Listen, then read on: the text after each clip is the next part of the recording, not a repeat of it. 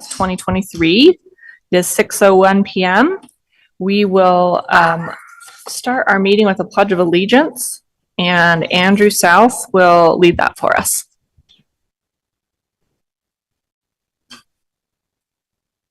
I pledge allegiance to the flag of the United States of America and to the republic for which it stands, one nation under God, indivisible, with liberty and justice for all.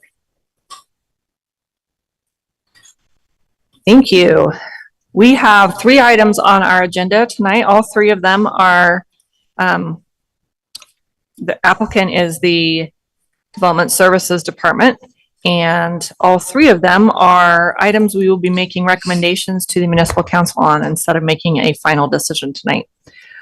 Before we begin with item 1, we'll have a roll call. We'll have each of the commissioners state their name and whether they have any conflicts of interest with any of the items on the agenda. Jeff Whitlock, no conflicts. Melissa Kendall, no conflicts. Daniel Gonzalez, no conflicts. Andrew South, no conflicts. Lisa Jensen, no conflicts. Okay, item number 1, Development Services requests text amendments to section 14.34.060, location of boats, boat trailers, and travel trailers. This has citywide application, and Abinadi Borja from the Development Services Department will present this item to us.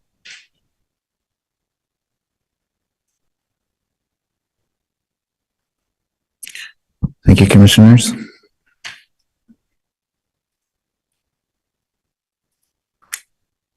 Very touchy. Okay. So in our last meeting, we have addressed some points in our amendment and our proposal. First, time restrictions don't exist anymore for loading and unloading because trailers are allowed to park in their front yard. As you see, there are some examples here on the board of trailers parking in the front yard or the driveways, to be specific. The second and bigger point is to allow in residential zones trailers to park on their driveways as long as they don't encroach the public right of way. So these 3 pictures are perfect examples of trailers parking in the front yard while not encroaching on the public right of way. That being said, this proposal only deals with off-street parking.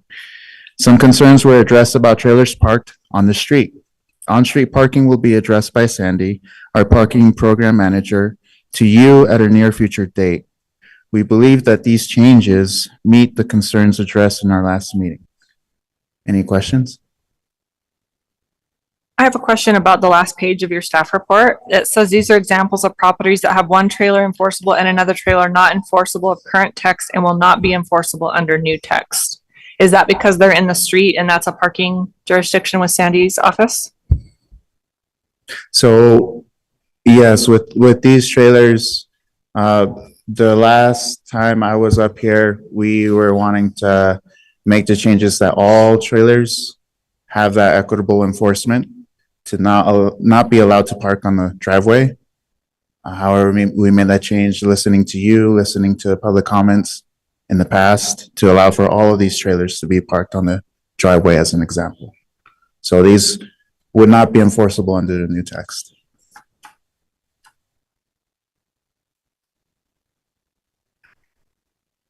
Commissioners, any questions for Mr. Borja?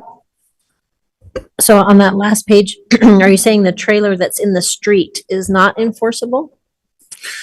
The trailer that's in the street, that would be enforced by Sandy's team. So parking enforcement, if they see that there's an issue with the trailer, like being parked there over 72 hours, then they would go after the trailer. Under 72 hours, they're fine leaving it there. Then they have to move it every 400 square feet once the 72-hour limit passes. So an RV could be parked on the street for 72 hours? Correct. Okay. But that's legal right now, correct? That is legal right now, yes. So, do you feel like we have sent you on a fool's errand since we haven't actually accomplished what you were hoping to accomplish with the language change? Or do you feel like this is better because it's more inclusive, which is what you were looking for? That's a great question. We're looking for clarity on the trailers themselves. We have cases that don't really address certain types of trailers that we would like to enforce. But listening to public comment, listening to you, we feel like if we allow for a more equitable enforcement, allowing people, because we respect people's rights as far as the properties are concerned, to allow for this use, and then we would see a less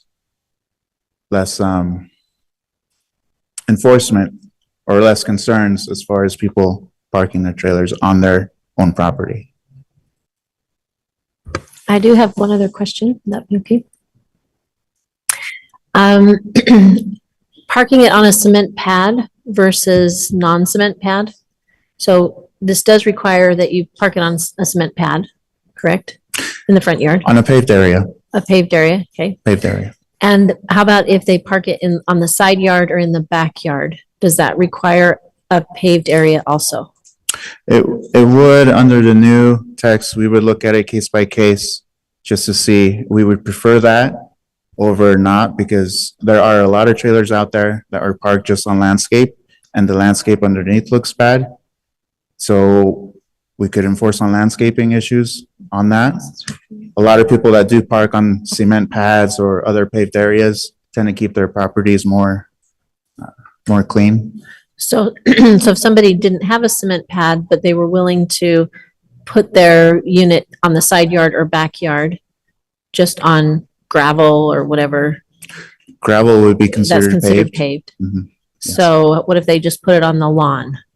Is that still okay? Like that probably, the city probably wouldn't worry about that as much. We would talk to them and see what their intentions are, and as long as they keep their landscaping up to code, Okay, it would be fine. that's helpful, because we did get a letter, pointing out that what we don't want to do maybe is say you have to have it on a cement pad or paving, and then push people from the backyard or side yard to the front, Right. because it would be better if it was in the backyard or the side yard. Right, so it sounds like that's okay. They can still have it back there without having it be on cement, which is expensive. It is. Okay. Gravel's not though. Gravel's not cheap either. But Better. it'd be better. Yes, that's right. Commissioners, any other questions for Mr. Borja?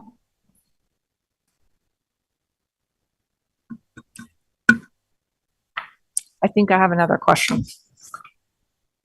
But turning my head to the side made me forget what it was.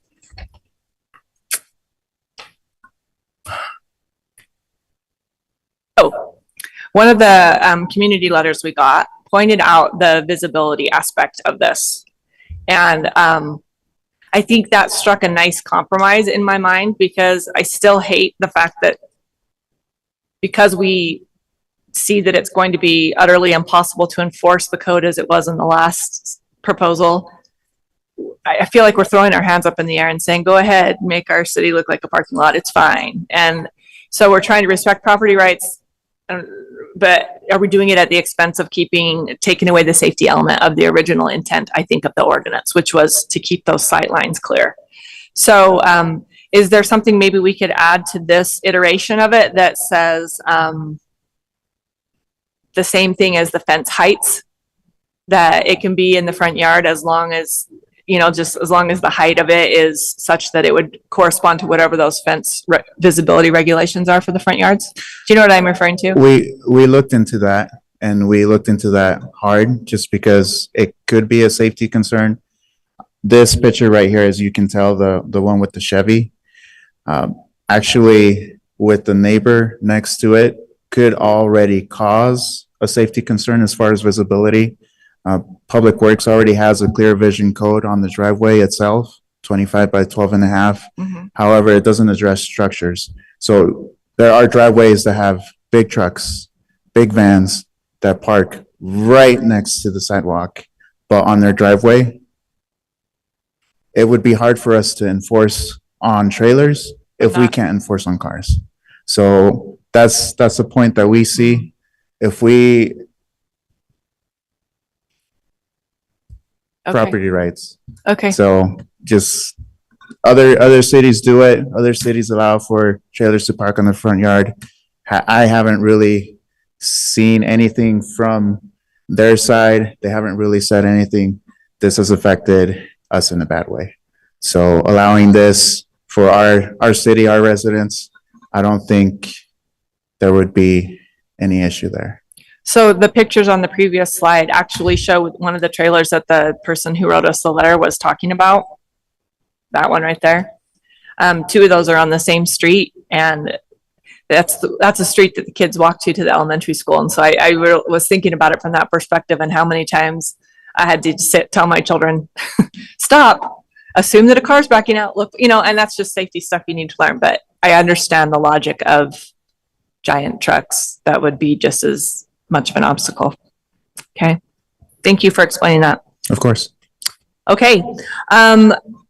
We don't need to hear from the applicant because that was Thank you. you. Thank you very much. We will now open this up for public comment, and we'll start with any neighborhood or district representatives that would like to address this item.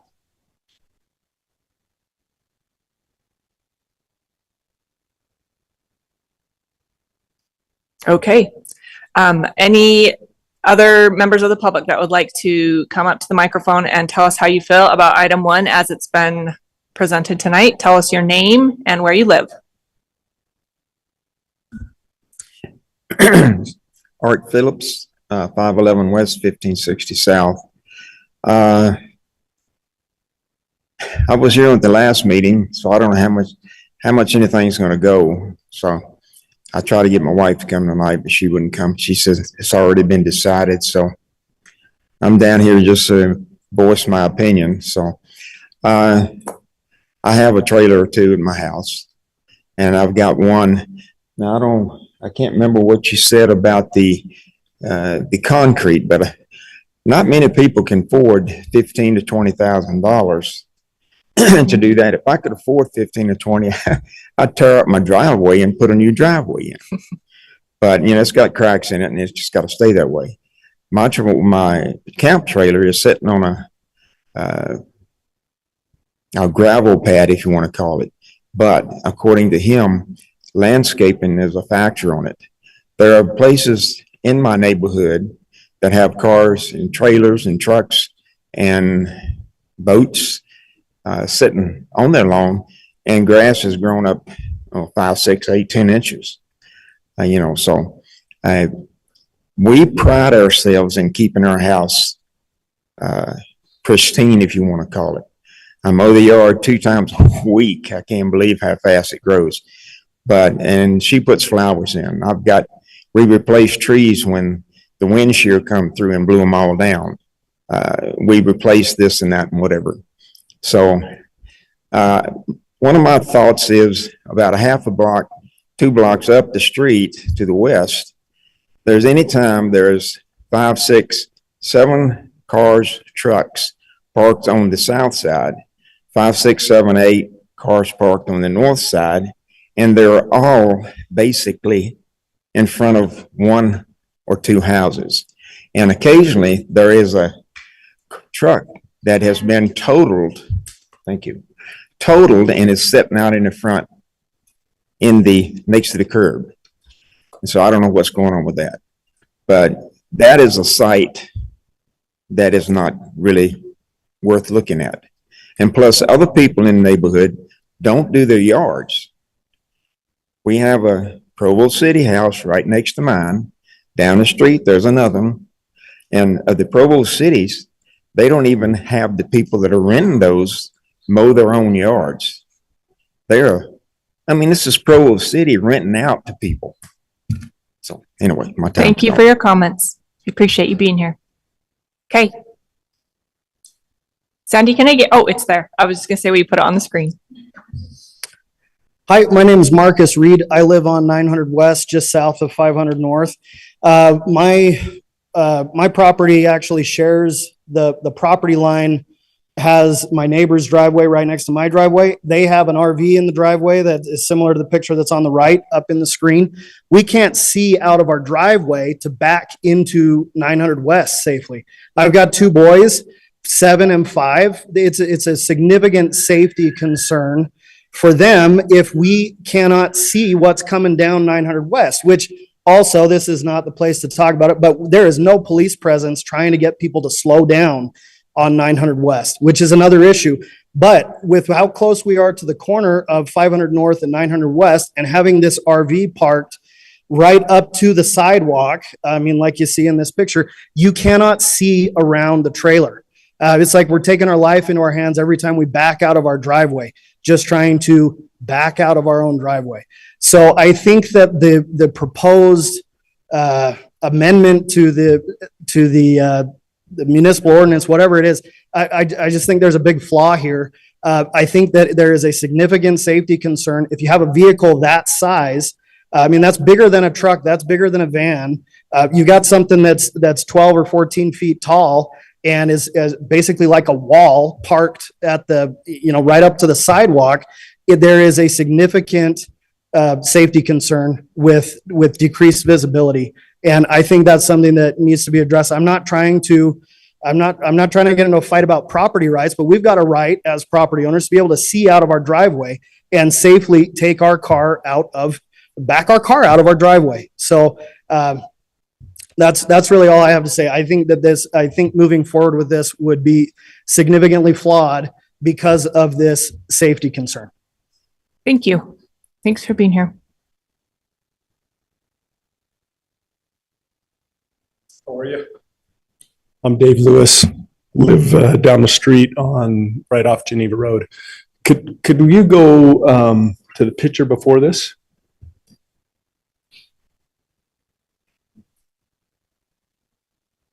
I just wanted to say I like this, I don't like this, I like this. And Lisa, I appreciate you asking that this continue, or at least your comments last time. If we can just go to pictures, I don't want to look at the language if possible. So right here, I hope that this is approved. I look at all three of those yards. They keep their yards nice. They have nice campers. They take good care of them. Is there another picture after this one? Those are good. And the reason I'm making a comment is I'm putting a boat, a dump trailer, and a trailer in my RV pad on the side that is not behind my fence. Keep our house nice and clean, like this brother saying, hey, I'm taking care of my yard, want to do the same thing. Is there one more picture? So the one thing that I guess I would like to see is if people have garbage out in the street, that's one where I'd say, let's try and clean that up. But I appreciate that we're talking about it today. I hope that we back off on the language to go in and say, yeah, you can't have a boat, you can't have any other trailers. If it's presentable and nice, and then I support it. And I think that there are enough people that are contractors that need trailers or other things for their business that I hope that this is allowed. Thanks. Thank you.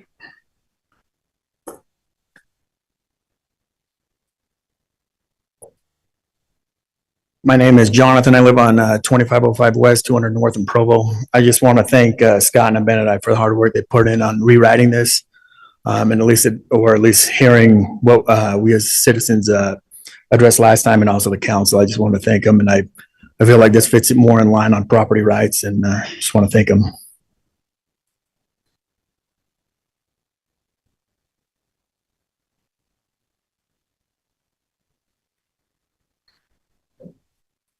Becky Bogdan. So first of all, I was asked to explain to you how things are on the west side by some citizens there.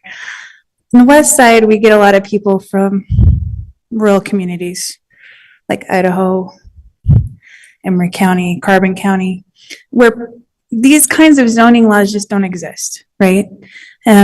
People park junk cars all over their farms, in their driveways and whatever. And so when it comes to these sorts of things, they feel like it's a violation of their rights.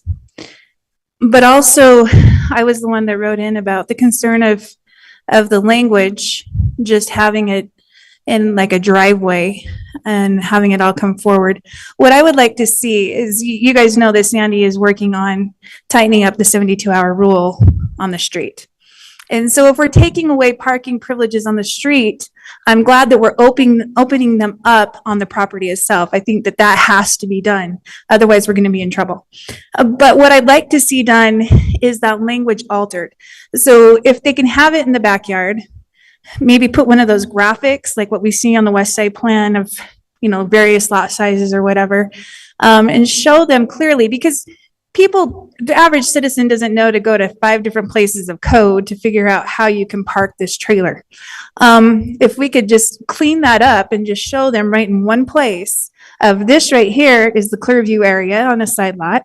This right here, you're allowed to park it in the backyard as long as it's not on landscaping. And these are some of the appropriate things you can do with that. I think that would be a lot better, so that when we do start getting tickets on some of these trailers, these trash trailers, that they know that there's options for them of where they can park it on their property. Thank you. Thank you. Is there anyone else who would like to make a comment on this item? Okay. Seeing none, we will close the public comment portion of our hearing. And commissioners, this is where we discuss amongst ourselves. What are your thoughts?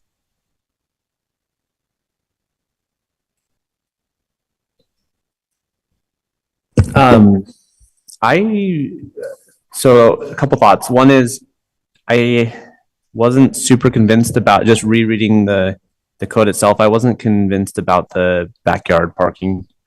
It still kind of seems like you could read it and say, if you're not on a driveway or paved surface and you're in the backyard, you're in violation of this code. And I think you got to think about incentives here. And I think we could have a Cobra effect going on, which is when you design a law and you have a net opposite of what you're trying to do, because people are like, oh, I don't want to be in violation, and therefore I'm going to move it to the front yard and put it in my driveway, which I don't think anyone really wants. So that's one concern I have about how it's currently written. I also thought that the community letters on the language on wastewater is true. It's pretty vague. Like, I feel like we could make that language cleaner. Like, it should say must be disposed in a designated dump station. Just it kind of is like a I don't know. It could be more direct and clear that that's what you're supposed to do.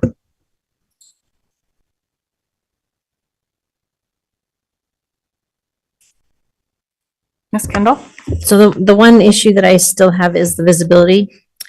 So how do you, could we say if your trailer's so big that it cuts into visibility, then maybe the side yard or backyard is better for that sort of a unit?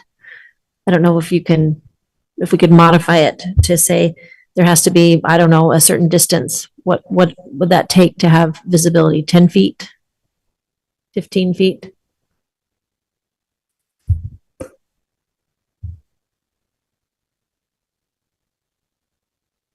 David Day with Public Works. I would probably make a suggestion that maybe you just refer to our already existing ordinances on site distance as they pertain to driveways and roads and stuff. That would hold, like was expressed before, where the trailer's blocking another driveway from being able to see. That would force them to push the trailer back further away from the sidewalk, so that not only the neighbor could see, but also the person who's living there could see to back out safely. Mr. Borja said that the engineering public works requirements only addressed structures, not vehicles. So what you're suggesting implies that it actually you would have addresses to, vehicles as well? You'd have to refer to that existing site distance triangle language and say that it applies to trailers or whatever obstacle is. So you're there. suggesting that the language that's here being proposed be slightly modified so that it uses the same standard as the engineering standards? Yes. Okay. And that's already an adopted standard that's been tested over and over. So it would require some of those trailers that come right out to the sidewalk to be pushed back probably 6 or 7 feet though. But I feel like that's a much better compromise than saying they have to build a concrete pad and a fence and put it behind the front line of their house. Yeah. And it also allows for a pickup truck that has a shorter back end than, that they can still park in their driveway without being in violation. Yep. And it's for the person who lives there as much as the neighbor. So. Okay. That helps me feel better about that too, don't you? Yeah, that was my big concern. I was expecting less of a step down from what the last one was. So you guys surprised me by I thought we were trying to, be more inclusive, and it just felt like we're like, okay, we will make it really enforceable, which I think it meets the outcry we heard from citizens, but it didn't meet my concern that it's still not ideal so I feel like that's a good suggestion. I do have one other thing, and I agree with Jeff that we need to make it clear that gravel is fine for a side yard, backyard, that it doesn't need to be cement. Cement is expensive. So, and then we don't inadvertently force people that are using them in the side yard and backyard to push them to the front because of that. So the 4 things I circled in the proposed text amendment on page 6 of the staff report were that it doesn't block a clear vision area, that is parked on a legal parking area, which is where we would need to specify that something besides paved, as we know it, is acceptable. That it doesn't encroach into any public right of way, which we've now tweaked a little bit by suggesting the sight line standards for the engineering uses, and that it not be more than 7 days if somebody's living in it. Those were the main things that stood out to me that were still fairly strict. Did anyone else notice anything that? Oh, the discharge of black water, that language needs to be refined too. Going back to the site distance, is there any other, and this is maybe for staff, are there any other sections of code that discuss this? We're talking about it here with trailers. Are there any other non-permanent structures that in trying to be comprehensive and consistent across all of those, so that enforcement has can address trailers, or I don't know if there's other things. Are there any? I know there is about fences, that if they're in the front yard, they have to be shorter in front and work their way to a higher height. But what about trees or shrubs? It seems like landscaping standards also have you can't have a hedge similar to a fence. Yeah, so the landscaping in the front, similar to the fence, that can't, if it's in the front yard, it can't be over, or any portion over 3 feet in height. You have to have at least 50% visibility through tree canopies, over sidewalks in the street. You have to be a certain height above the street or the sidewalk. So there are regulations on that. So if somebody had a tall structure that was like a metal framework that had more than 50% visibility, wasn't blocking the site, they essentially, if we use those standards for this particular ordinance, they would be fine out front because there's not a visible obstruction versus a trailer that's entirely blocking the line of sight. I'm just trying to look for loopholes that might be a problem or be an asset to change the language and say, follow the visibility standards of landscaping and fencing and any other line of sight requirements that are already in the code. Yeah, I would be hesitant to refer to our landscaping requirements, because then it would be, you're not going to have any trailers under 3 feet, and that's pertaining to the entire front yard, not just along the perimeter of the front. What about these trailers in the pictures here? They would be less than 3 feet. So could they be parked on the driveway out to the sidewalk? Because there's not a block. If we adopted the standards of height and setbacks that Mr. Day suggested, this trailer would qualify to be parked right up to the sidewalk, so it's not too tall. I'd have to read the engineering standards. I don't know. Do you understand what I'm asking? I know those standards. So like the clear vision area, 25 by 25 on a corner, that's the clear vision area of a corner. And a driveway, it's 25 long by 12 and a half into the driveway. So that's the clear vision area that Public Works has established for structures. So if we were to adopt this, any trailers that are 3 feet or less inside that clear vision area are okay. Anything outside of that area can be up to us tall as they want to be. So So can you help us visualize, maybe go back to the page before and show us the pictures? And if we were to adopt that clear vision area standard on a driveway, what would it look like? How big could that trailer, how far out could that trailer go? Just ballpark. So this one, Stop me if this isn't let's useful. see. This one specifically right here, if you look at this trailer, there's a driveway right there. So if I'm not mistaken, and just by example, this is the property line right there. So 25 feet would have to come this way. 25 feet would have to go out that way. And then 12 and a half feet would have to go right here. So if it's within that triangle on either side of these two properties, this would not be allowed. So just eyeballing it, it is possible that this trailer right here would go against what you're suggesting. But I can't tell for sure. So you'd have to measure 12 and a half feet from the property line going inside, right there, 25 feet that way, 25 feet that way.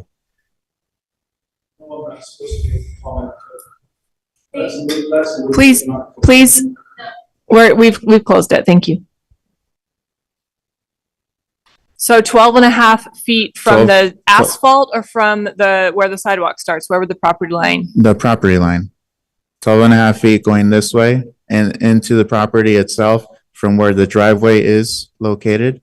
And then 25 feet as a triangle that way, 25 feet as a triangle that way.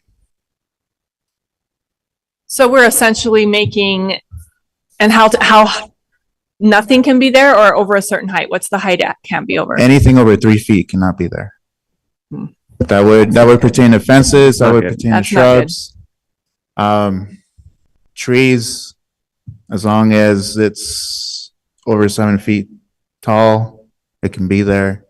They also have signs. I'm not familiar with the sign height, but that's what it says on Public Works. We're basically making it so nobody can use their driveways if we put that language in there. And that's a hard part. That's what we looked at. Huh. And we determined that's really hard. There's a lot of properties out there, the older ones specifically, they have small square footage. The driveway is the only thing that they have. They only have 2 parking spaces. How can we allow for them not to have trailers on their front yards if there's really not another space to allow them? Mr. Gonzalez? Yeah, I want to kind of bring some light back to Mr. Reed's comment, because in my mind, if there's one thing a city is good for, it's health and safety. Garbage, trash, police, sewer. And I was looking up Utah statistics, and in Utah, in 1 year, or in the last 10 years, there's been 60 deaths of children, driveway incidents. Now, not all of these, there's not enough specificity if trailers are involved in these and blocking sight, or if it's just someone backing out. So I'm not going to comment on that, but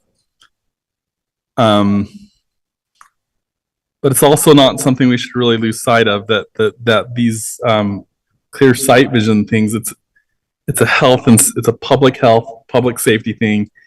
It's your children, it's my children, it's our nieces, our nephews, our grandkids. And that's scary. I personally know in my own 40-something years in this planet, 2 people who've had children die in a driveway incident, young children under the age of 3, I think. So I'm listening to you, Mr. Reed, and I'm sure the rest of the commissioners are. And it is a tough thing to balance with. The minute you feel someone's infringing on your property rights, you get a pitchfork, and people really let you know. But gosh, the death of a child is that's tragic. Mr. Whitlock? I apologize if I missed this, but kind of feels like what we really want is just like a 5-foot setback or something like that. And I'm just wondering why we can't do that. Well, then every driveway is essentially No, but 5 feet too long. I thought the whole purpose of this code was to define what trailers were. So you define what trailers are, that's your object, and then you put a setback relative to that object, and things that are not trailers don't apply. Okay. I thought the 5-foot setback, it like, just by engineering standards or site vision standards, it's Not enough. insufficient. Well, I'm saying 5 feet as like just a Just throwing that out placeholder. as an Yeah, I'm not not saying that's what it advocating should for that per se. I don't know, 7, but you know, I think the real problem is when you have trailers that are completely flush with the sidewalk. That's the danger, I think. Ms. Kendall? Is there any way that just taking away the 225-foot requirements from the side and just using the 12 and a half, does that give us the safety in the setback? Mr. Day, that seems like that's something you would know. Did you understand the question? So if we use that same code minus the 225 feet corner requirements, so we just use the 12 and a half feet setback from the Yeah, sidewalk. so the 12 and a half feet goes back into property. The 25 feet goes parallel to the property, and that creates a triangular shape. I think these pictures that you have up here are probably a good representation of one that's good and one that's bad. So the one on the left, I would say, based on the pickup truck and where the driver would be sitting, he would be able to see past that trailer before his bumper crossed the sidewalk. However, the one on the right, the trailer's right up to the back walk. There's no way you could see around it. And I would say that one would be a dangerous one to pull out of. So I don't know if that helps. So the question is, let's say that picture on my right, is that your right too? If that trailer were pushed back 12 and a half feet, then would we be okay? Yeah. So you're not worried about the 25 feet Yeah, it's really, creating the it's triangle? really 25 trying feet to is just define. the declining depth, right? It's 12 and a half feet deep right at the one side, but then it's a declining depth. So it's 0 at 25 feet. Yeah. So it's a Right, but triangle. that's the 25 feet is the problem. A lot of people don't have the ability to push it that far out. So you could put it next to the property line, but have it 12 and a half feet back. Does that create enough of a visibility correction for? My other issue with the triangle is just it's super complicated. Like no one's gonna understand it. And Yeah. it's one thing with sorry. So what you're really trying to do is from the back of the bumper of the vehicle to the driver's eye to be able to see, you know, down the sidewalk, at least enough distance that you can respond to somebody coming. A person walks at 3 feet per second, maybe 4 if they're faster, if they're walking. And so you've got to give probably a couple seconds of response time. So you're probably going to need to be able to see about 15 feet down the sidewalk to be able to avoid a collision. So 12 and a half feet normally does that because the back of a bumper to a driver's eye is normally less than 12 and a half feet. And that's where where that came from. So the 12 and a half feet is conservative. We could relook at that, and I think probably a long bed crew cab pickup would be. Or from one of the those driver extended to the back vans. bumper. I'd have to go measure that and see what that is. I don't know. But that would be a worst case scenario, most likely. So I don't think Ms. Kendall's saying that the engineering language should be changed. I think she's saying, how can we use the standard set by the engineering department and simplify the language so that it could apply a portion of that standard to this, use that math to make this better. Yeah, if you're going to just apply it across the board, you'd end up saying that everything would have to be 12 and a half feet back from the back walk.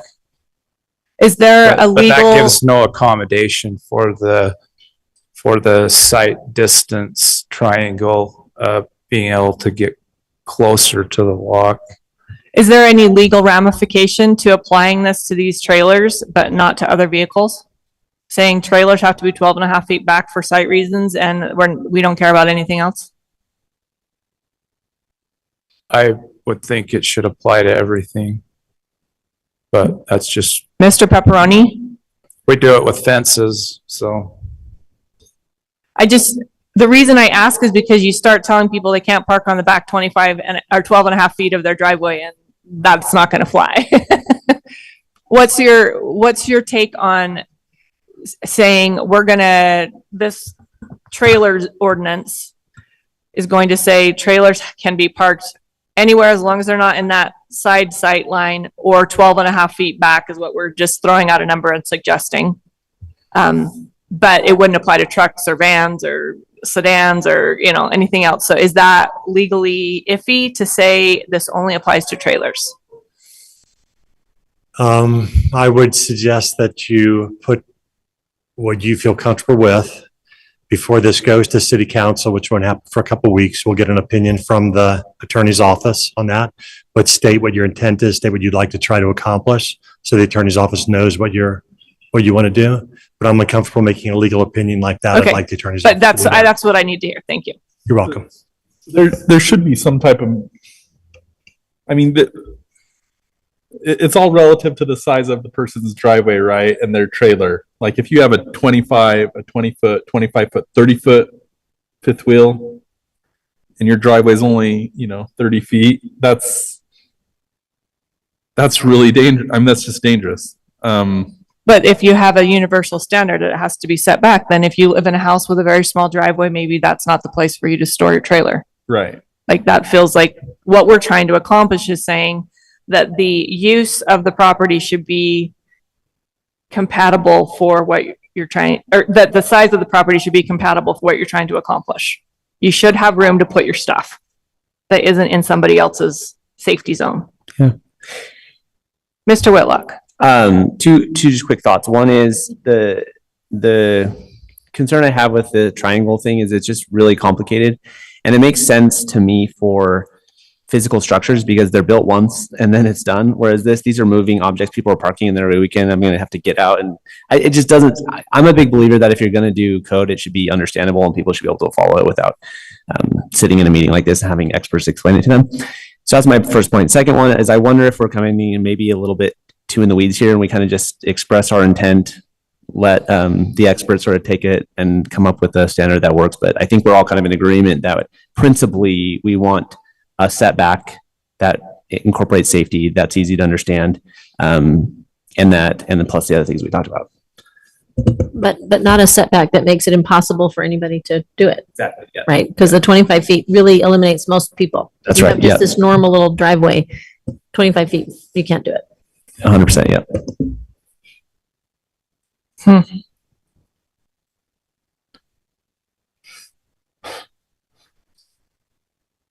Do we want to address the difference between a well-maintained trailer being stored and one that clearly was, like I've said this before, but that picture on the right has literally not moved for a year and a half at least.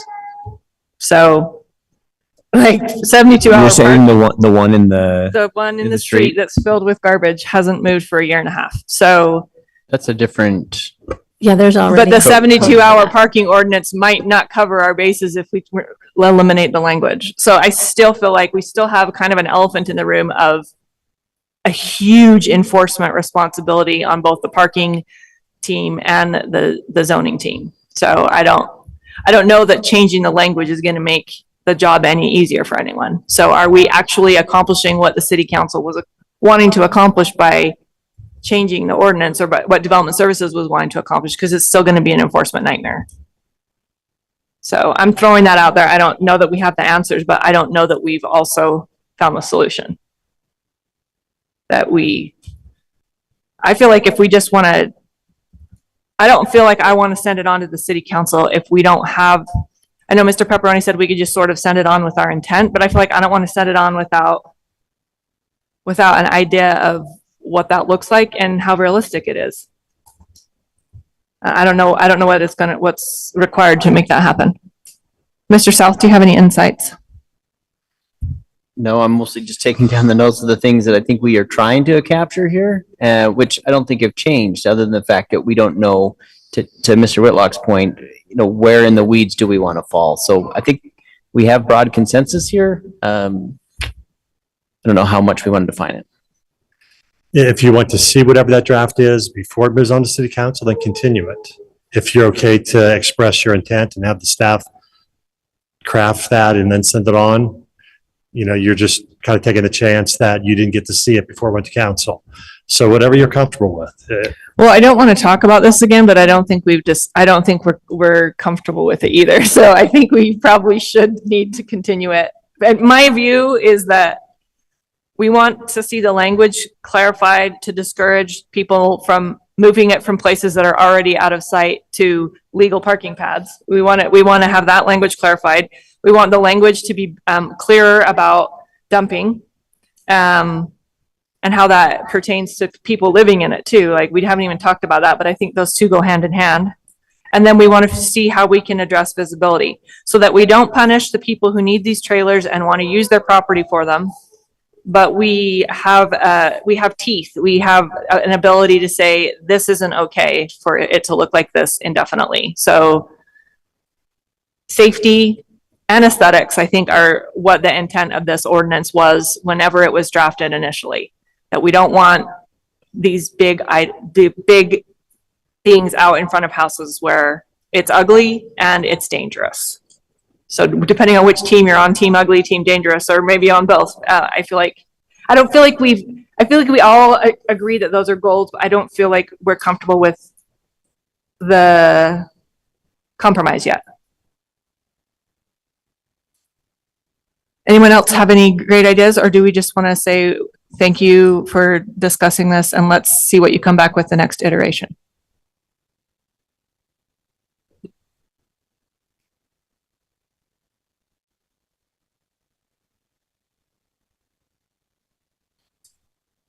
I think, to me, I think actually, I wanted to understand what you're saying about the thing parked in the street. What's the part of what's currently being proposed that you think is problematic with regards to that? I guess goes back to my big problem last time, is that I don't want to pass a new ordinance if it's not being enforced. If it's been there for a year and a half, parking, it didn't enforce it, and zoning didn't enforce it, and maybe it was reported and maybe they misrepresented it and maybe they moved it 6 inches, but it's still a problem, whether it's been handled or not. Yes. If you don't mind. So Sandy, Tell us who you are. Scott Johnson, the Thank zoning you. administrator for the city. So Sandy, our parking enforcement manager, is coming soon to the planning commission with an adoption to address more completely parking of trailers on the street. What's being proposed to you has nothing to do with anything on the street, but simply on private property. Right, and I know that, but the way Okay. this language is, I was just using that as an example that enforcement is still a huge nightmare that's going to come regardless of how we tweak the language. So, okay, thank you. Okay, I understand.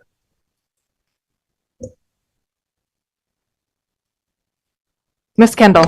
Well, I think if it makes everybody feel better to see another iteration that has built into it a setback that allows people to still use it, so it's not completely the same as the existing site distance ordinance that doesn't include the 25 feet, but has some sort of setback that we can feel comfortable adds safety, but still allows people to use it, then that would be reasonable to me. And would you want your setbacks to just apply to these trailers as the ordinance is addressing, or would you want it to apply to every vehicle? I think just to these trailers that are so big. What do the rest of you think, if you were to make a suggestion to staff on what you'd like to see? From a safety standpoint, all vehicles would make sense. At the same time, I can see really small lots with small driveways and people double parking cars or whatever and squeezing those on there. And I have a really hard time saying, you got to get that second car out of there because it's too small. So I would lean towards just the trailers. And like Ms. Bogdan said, if we say you can't park in your driveway because there's not enough room, then we just made the on-street parking a bigger problem that they're not going to be able to do either. So Yeah, for me, it's just from a scoping perspective, I think we're taking on way more than the scope of this conversation if we apply to anything but trailers personally. Okay. And I think the safety would be a separated Okay, thing. I agree. I just wanted to make sure because it might not fly legally to say this applies to this, but not this, so. The other thing I think I would pass on to Mr. Borja and Mr. Johnson, Ms. Bogdan's suggestion about having some images in the language that would demonstrate appropriate ways of parking and storage. Maybe even images of acceptable materials that aren't grass or mud. Or even showing like a measured out clear vision area, like showing the dimensions, like one that's totally in compliance, and show how that looks like. Like this is the maximum size trailer that could fit in this size driveway and or it would have to go on the side for half of its length, or I don't know, just maybe just finding look at some of your common problems and then find a way to draw them on a map that shows how they work so that people can see what it would look like in practice. Okay. Any other suggestions you'd like to pass along to staff, commissioners? Mr. Whitlock? This isn't necessarily a suggestion, but like just a synthesis is like, we had the original language that was, it had the rule of like, it had to be behind the house line.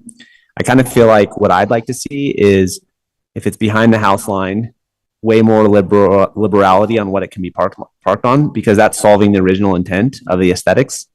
If it's in front of the house line and it's on a driveway, a safety easement, but not such an aggressive safety easement that therefore it's unusable. And we have the original problem that was the community was so upset about that they couldn't park their trailers. So that's kind of what I would hope to try to see to balance.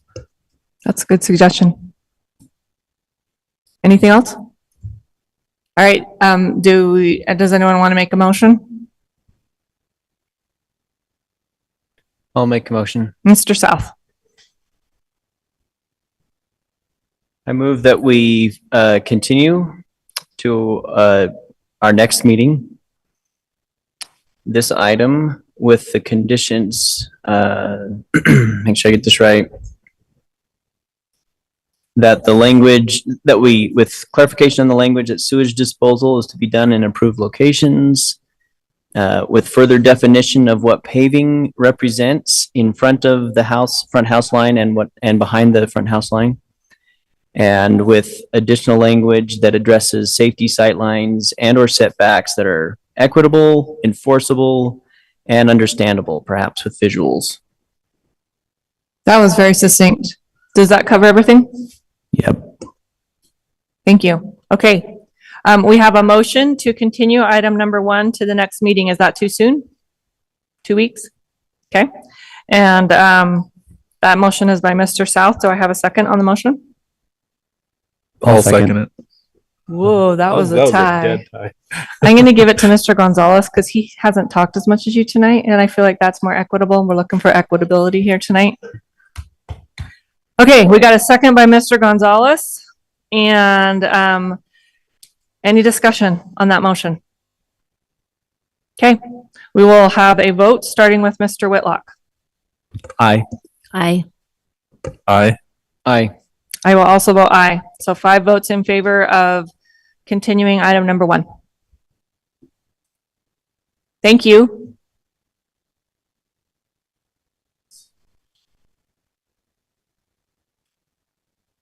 Okay, item number 2, Development Services requests ordinance text amendments to sections 14.21A.150 and 14.21B.140 to add parking exemptions for existing structures and portions of downtown. And we have got Mr. Pepperoni, his very self, presenting this item to us. Mr. Ardmore is at the planning conference in Vernal for the next couple of days, so I'm covering his item for him. This was initiated by staff just a few weeks ago after we suddenly got kind of a rush of applications for parking exceptions in downtown. It's been my experience over for a few years that if you start getting regular or continual requests for exceptions to some ordinance, you maybe need to look at the ordinance itself and see if there's a problem there. So I think we can all agree that sending all of these to the planning commission for individual exceptions is not the best tool in the box. I hope we can also all agree that having empty storefronts in this area of downtown Provo is not good for anybody. The practice of the staff has been that none of these, well, I won't say none, but very few of these buildings meet on-site parking requirements for the square footage of the building they've got. So that makes them non-conforming. So the practice of the staff has been, if a certain store has been a restaurant, the restaurant goes out and a new restaurant goes in, we just consider that continuation of a non-conforming use and we let that go on. The problem the staff has had is when, and the things you've been seeing, is when the use changes.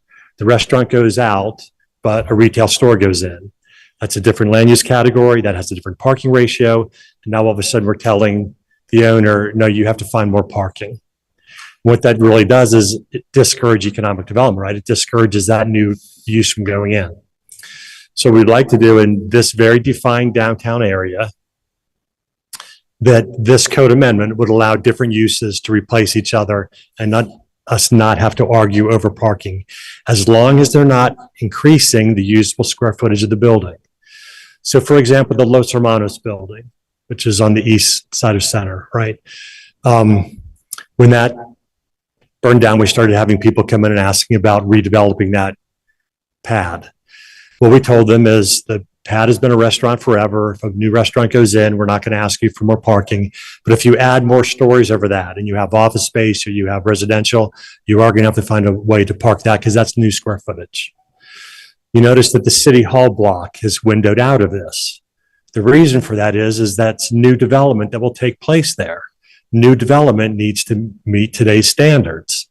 It's this existing historic stuff that's really in this core area that is most important to us. And that's what we're trying to, I hope we also can agree that this is a very unique place to Provo and probably should be treated differently in terms of parking. In this downtown area, we have over 12,600 parking spaces. My experience has been it's not a deficit of parking, it's the kind of the mindset that if I can't park in front of the store I want to patronize, then there's not enough parking downtown. We're trying to do several different things to help educate the public that there is plenty of parking, but you may have to walk a block or two to get to it, which you have to do in any downtown area, right? So that's just the specific language itself in each of those two zones, downtown 1 and downtown 2. Because this is a code amendment, that's why it's in front of you. This already went to City Council as a study item. I think the council is anxious to get this in front of them and to make a determination on this. That's all I have. I'll just answer your questions. Hey, questions for Mr. Pepperoni?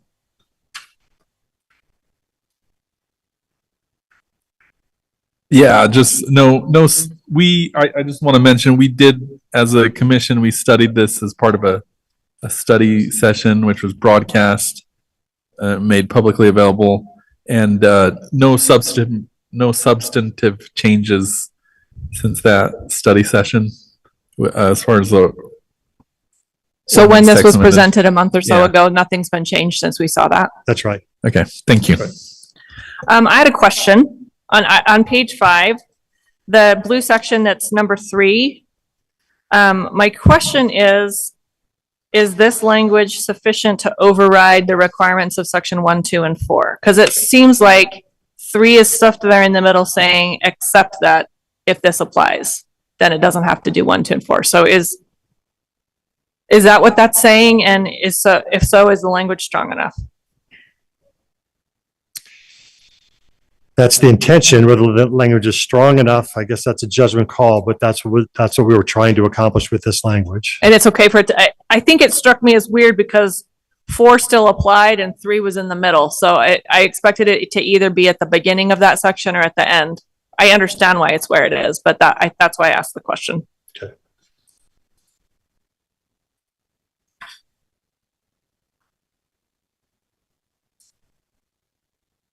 If it flows well to you and it seems very easy to understand to you, then I'm going to trust that. Well, if you are suggesting a different kind of formatting, a different order, then that's fine too. I don't know if I am. I think that was just the question that I jotted down as I was reading that it sort of felt like it wasn't clear to me that it was 1 and 2 apply, and then the wording in 3 says unless this, and then 1 and 2 apply only, or then only 4 applies. It was just, I wanted to make sure it was clear that when it was an if and then and an or, and so if you think it's clear, then it was just maybe too late when I was reading it or something. The other question I had was, can there be any structural modification? But you've answered that if they build on top, if the square footage changes. Right. Is that in here? Because all I read was structural modification. Is it actually defined that the square footage has to change? Like, what if the square footage doesn't change, but they put a dividing wall in between so that it has office space? Is that considered no longer okay? No, that would be fine. What we're talking about is expansion. Making it bigger at all, footprint up or outward. That's right. So just make sure that language is clear in there. Okay. The other question I had is, what if this is so successful that we have a possible influx of new businesses and then overburden the parking supply? Is that even realistic? I mean, that is also a good problem to have, but. So first of all, that's why we've defined a fairly tight area, because this is kind of a test case.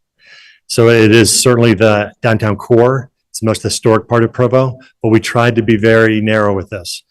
We're going to, if this works, I can tell you, I believe there's already interest on some city council members to look at other areas of the city or even expansion of this, if it seems to work. If it doesn't work, I think then we'll have to look at other legislation or some other kind of fix. But I think a lot of the parking problems we're having can just be handled through better wayfinding, which we've been working on and spending money on. We're trying to create a parking app for downtown.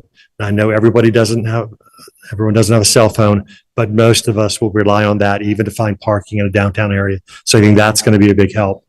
So I think there's other things we can do to just better utilize the parking we've got than we're doing now. Okay, that's awesome. And it sounds like the code requirements will probably properly limit the uses, even if it just went gangbusters anyway. Okay. Mr. Gonzalez. Yeah, if I remember from the study session, it was at its peak, there was still like a 45 or 60%, somewhere between there of parking spaces being used. So there was significant capacity. Yes. Within just a few blocks. Yeah. Okay. Any other commissioner comments or questions for Mr. Pepperoni? Mr. Whitlock? I think it's fantastic. No comments. Okay. I don't see anyone here that's not employed by Provo City. So I'm going to give you a minute to appear, just so that we can open it for public comment. If there's a district representative somewhere who wants to run in and make a comment on this, or any member of the public.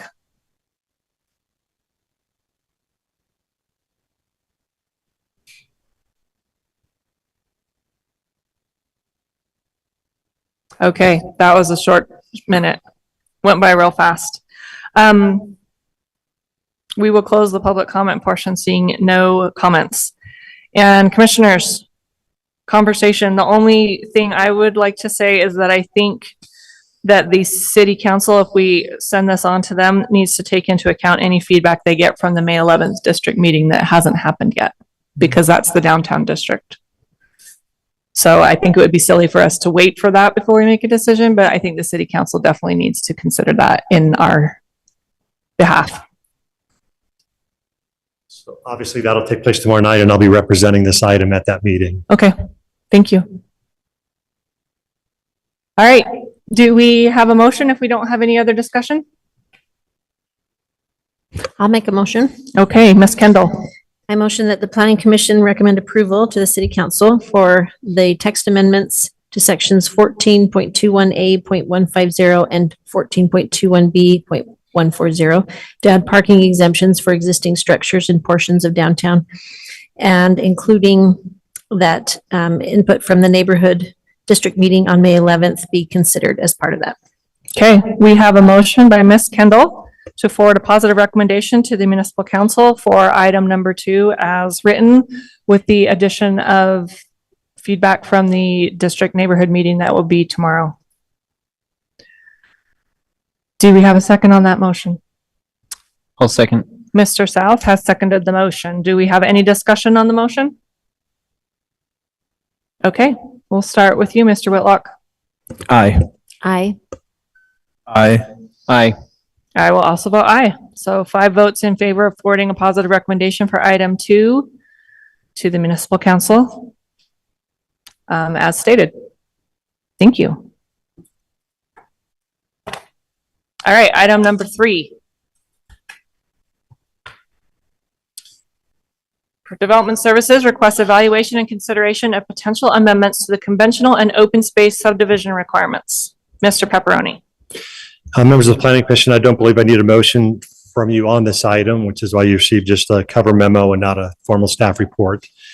I think the cover memo kind of covers the issues here. The conventional and open space subdivision ordinance was written back in the 1990s. It hasn't been used in the 13 years I've been here with the city. Since that time, we've written a critical hillside overlay zone. We also have a performance development chapter of the code that allows for clustering of housing and flexibility in design, which most cities call a plan unit development. So staff really wonders whether or not we even still need this code section or if there are amendments that should take place to it. So by having this on your agenda, it opens up the opportunity for staff to examine this issue and to bring to you some recommendations on this. Those recommendations have to be made within 6 months. In fact, the city council has to take action within 6 months, or this opportunity to amend the code would go away. So that's what we intend to do. If that's acceptable to you, we'll just move in that direction. So you're just asking permission or basically getting our blessing to say, yeah, we think that's a good idea. So you don't waste time doing it if we don't. Yes, and it's to get this noticed as pending legislation. Now that this has been on your formal agenda, it's been on noticed on your agenda, that starts that 6-month clock running. What makes that different? That's what makes that have a 6-month clock as opposed to any other ordinance language that we would amend? Because in this case, if you don't do what you're thinking of doing or anticipating doing or considering doing within those 6 months, if you don't do it within the 6 months, you've essentially, in a way, declared a moratorium without officially declaring a moratorium, which is not legal. So you have to do it within that time frame. If it's just another item that's being discussed, like the last one you had, you can keep continuing that. That could go on for quite a long time, as long as it's being discussed in public meetings, as long as the public has the opportunity to have input. I mean, I would think eventually you'd have to make a decision or the same type of moratorium argument could be made, but that's specifically what we're doing here. We're trying to avoid any claim of a moratorium. So does it feel like a moratorium if you don't act on it because you're basically saying this zoning language we're not using it in the 6 months? Like what makes it a moratorium versus the other amendments? I'm not understanding. That's a good question. I'm sorry for not being more clear. So what this means is now that this has appeared on your agenda, it's been advertised.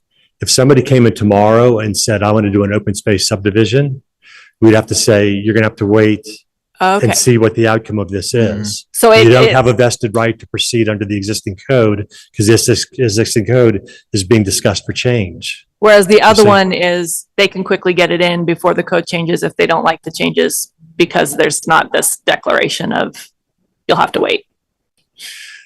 Yes and no. Right.